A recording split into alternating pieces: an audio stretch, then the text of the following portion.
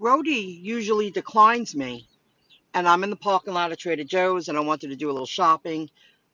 The notification came up, double drop off. Would you like it? 13 and change. Local pharmacy.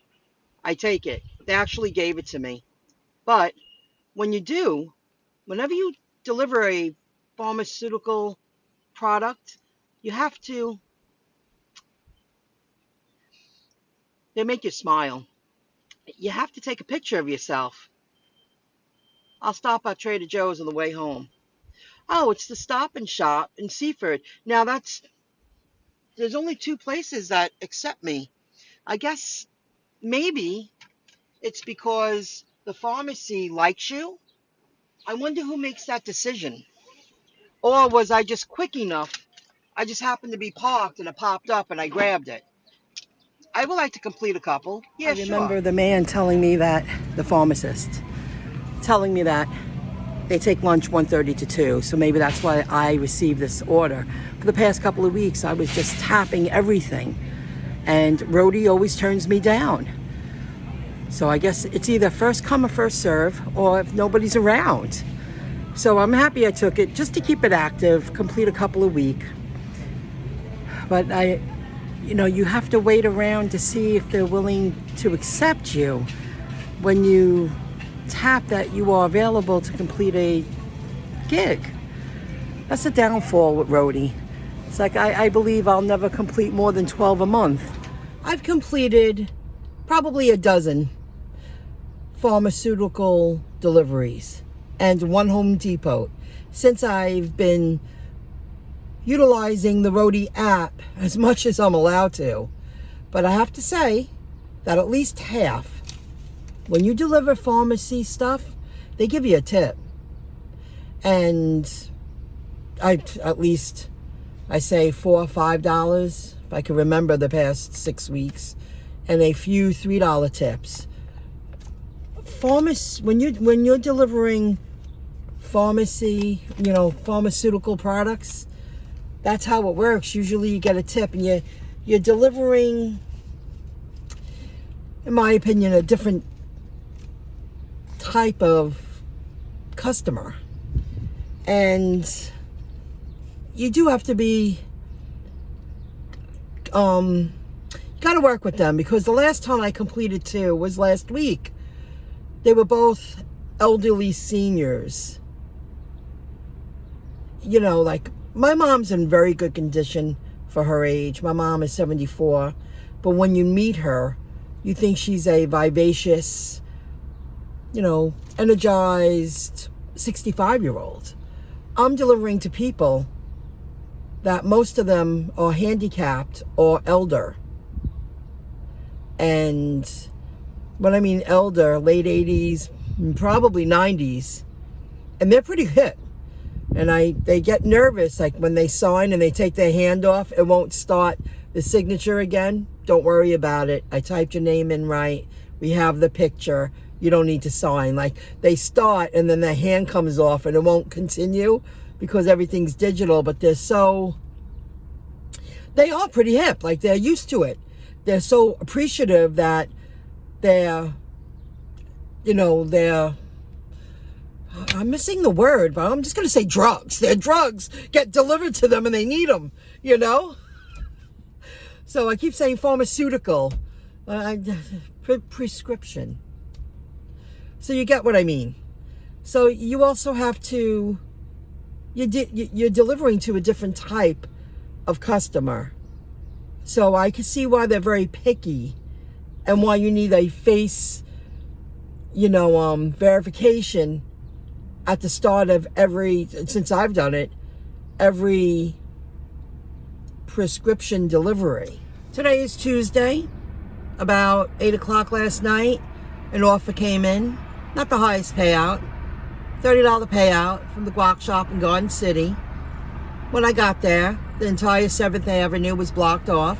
It took me a few minutes to figure out where to park. Of course, when I got into the back parking lot, because I'm not totally familiar with the area, of course, it was chaotic because the entire 7th Avenue was cut off and a lot of people park out in front. have lunch. Like, it's perfect time. You have enough time to go in, have lunch, and leave.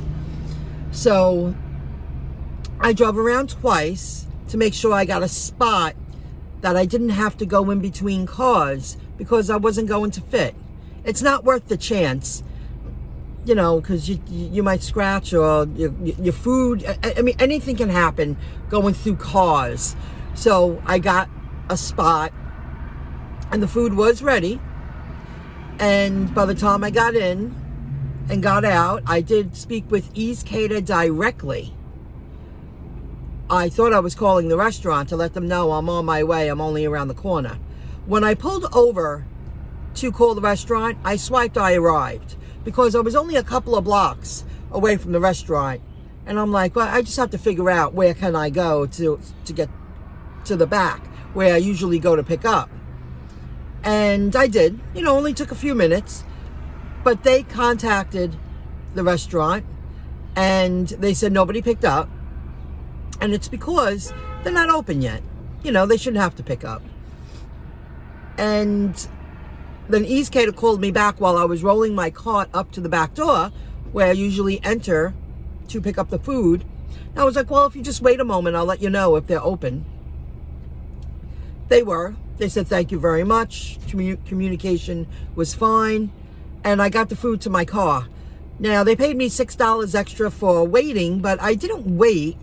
But it took a lot of energy to get into the store. So once I realized I need a few minutes to figure out what I'm going to do here, how am I going to get to the location to pick up, I swiped I arrived because I should get paid for my time. So the payout ended up paying $36. It's very local for me. I dropped it off in Hempstead area. It's a nursing home, which I'm familiar with, off of Front Street. And I knew I could park right in front. The doors open up and the room's right there. So I knew where I was delivering to. And not because of Dlivrd, because I've delivered Uber Eats here many times. It's, you know, it's right on the border, like Uniondale, Hempstead, Front Street. There's a lot of nursing homes around here. So that worked out. So now I'm going to work the afternoon, just earn my part-time income. Working around town. Nice, beautiful afternoon. This is what I used to do all the time during the lunch rush. And Uber and Grubhub. But I'm picking up at a local restaurant. And I don't mind waiting because I knew where I was picking up from. But I'm going to show you the order. At 1:08, the waiter told me 5 minutes. And I already know it's not going to be 5 minutes.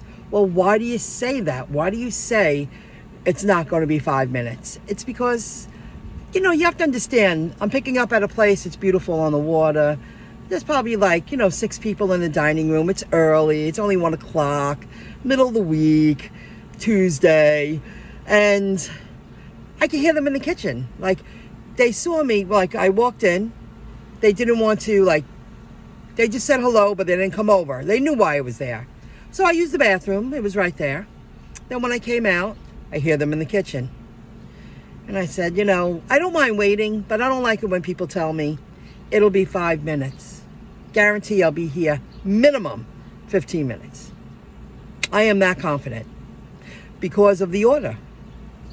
You know, and the quality of food I'm picking up. This isn't a, you know, fast food joint.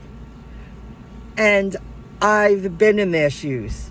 I know how it works. So it was 15 minutes. That wasn't bad. When I walked in, they were bringing the bag out and placing it next to the computer.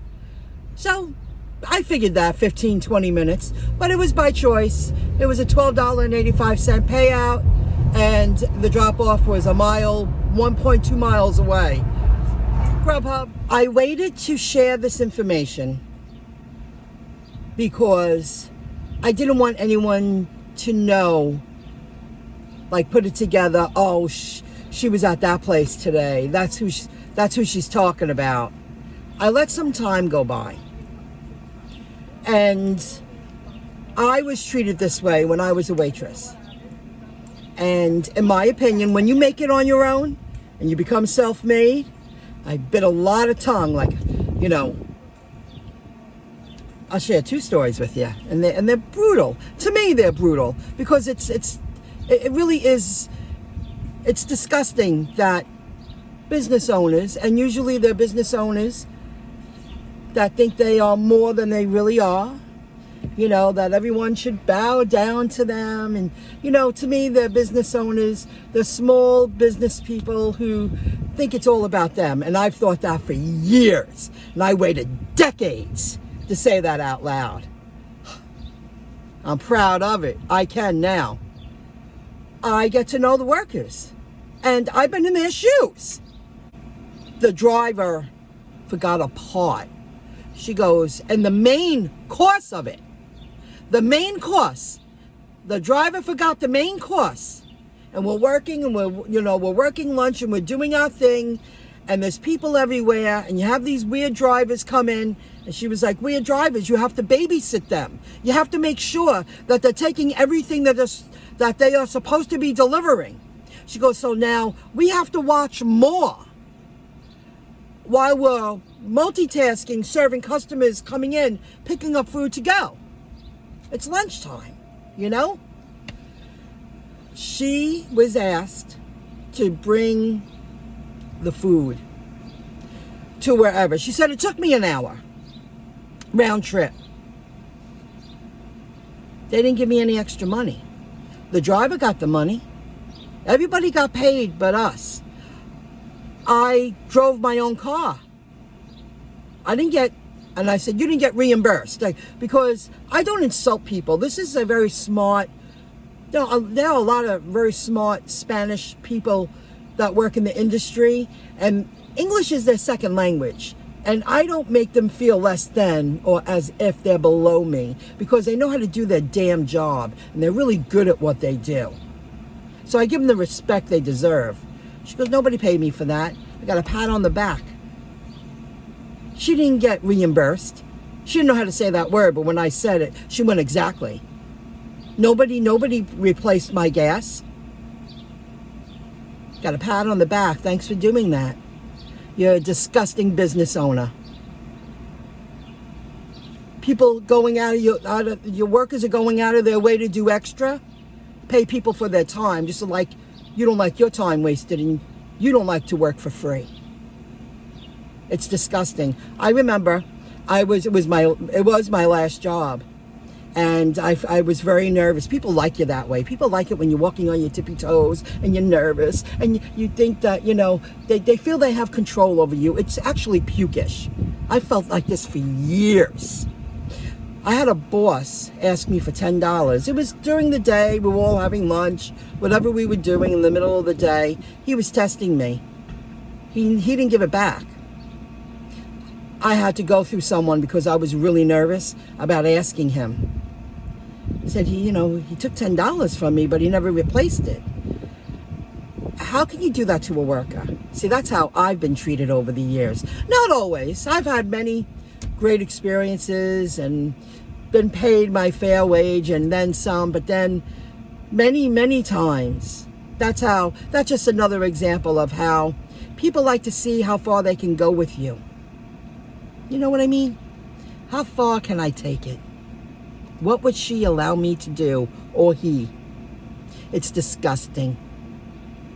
And it makes me sick when I look back that I had to ask for that $10 back. That guy knew what he was doing.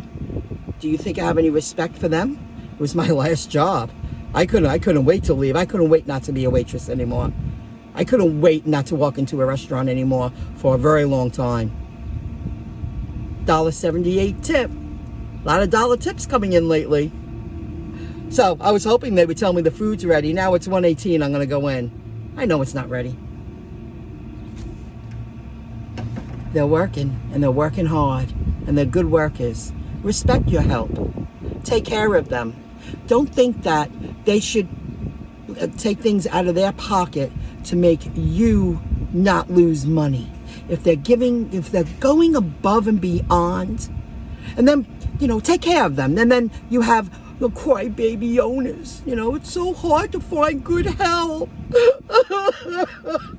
Take care of them. Don't use them.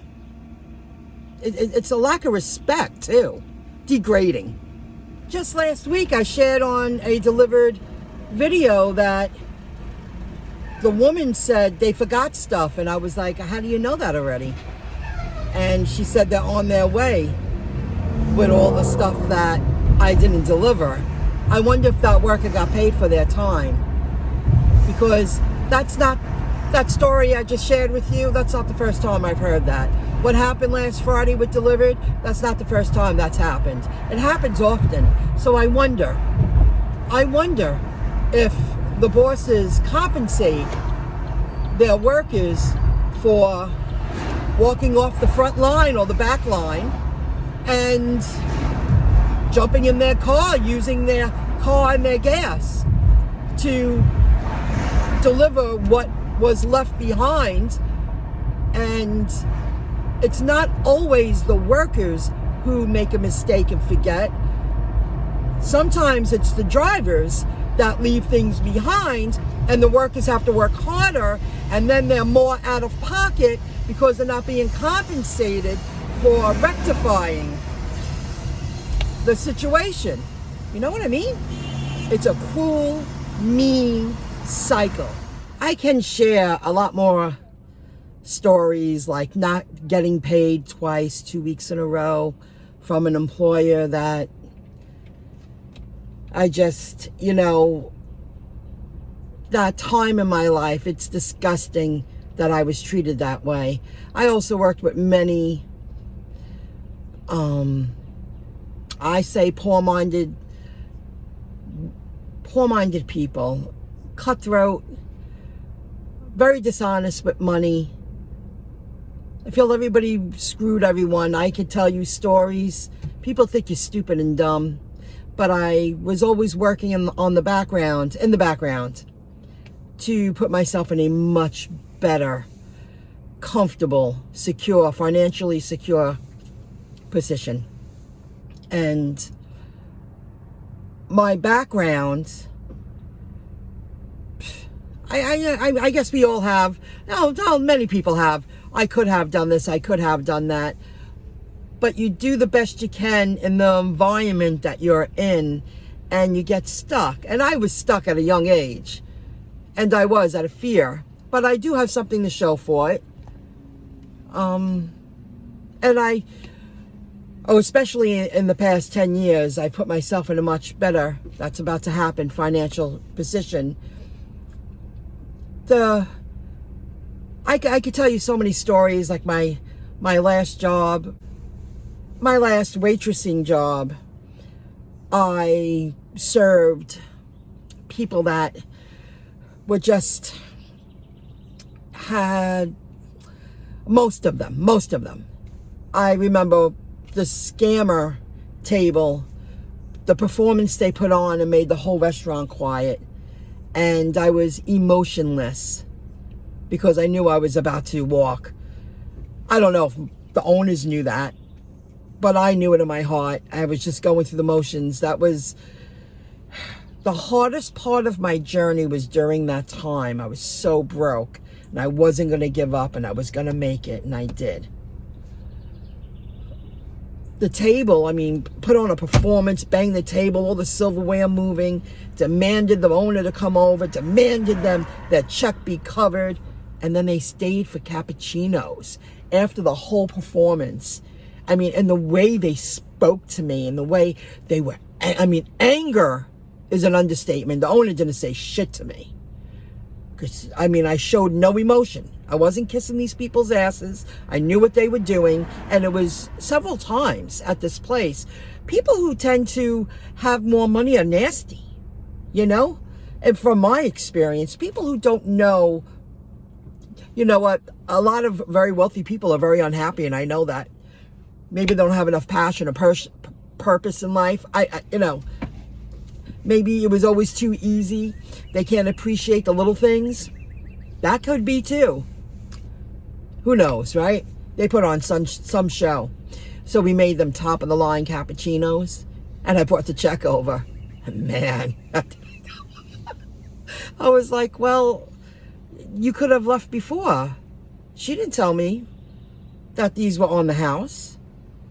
I figured you had to change your heart, This man was furious.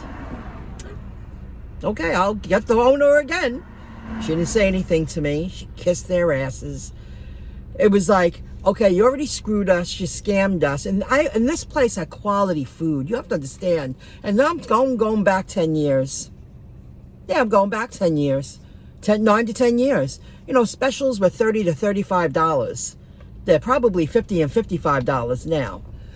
A special on a board.